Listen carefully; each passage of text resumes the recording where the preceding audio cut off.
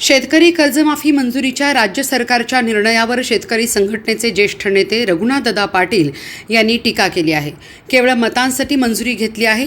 50,000 अनुदान शेतकऱ्यांना देण्याचा सरकारकडून अनेक वर्ष सांगितले जात आहे, पण ते अजून दिलं गेलं नाही. सरकारकडे शेतकरी कर्जमुक्तीची मागणी करतोय, पण कर्जमाफीचा निर्णय घेतला जातोय. सरकारला कर्जमाफी आणि कर्जमुक्ती यातला फरक कळत नाही. सरकारला द्यायचं नाही म्हणून आचारसंहितेची सबब सांगितली जात आहे. केवळ मतांसाठी खोडसाळपणा चालू असून सरकार शेतकरी विरोधी आहे असा आरोप देखील रघुनाथदादा पाटील यांनी केला आहे.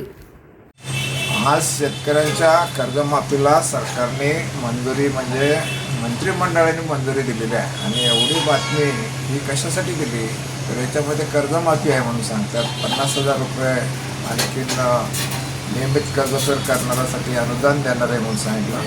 परंतु ते 50,000 गेले अनेक वर्ष जाहीर केलं जातं, परंतु शेतकऱ्यांना मिळत नाही आहे. तर हा प्रश्न जो आहे तो तातडीने सुटत नाही. कर्जमाफी आम्ही मागतोय, मुक्ती मागतोय, कर्जमाफी नाही. कर्जमाफी आणि कर्जमुक्ती याच्यातला फरकच सरकारला कळत नाही.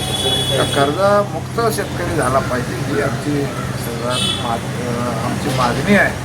तर या मागणीकडं सरकारचं दुर्लक्ष आहे.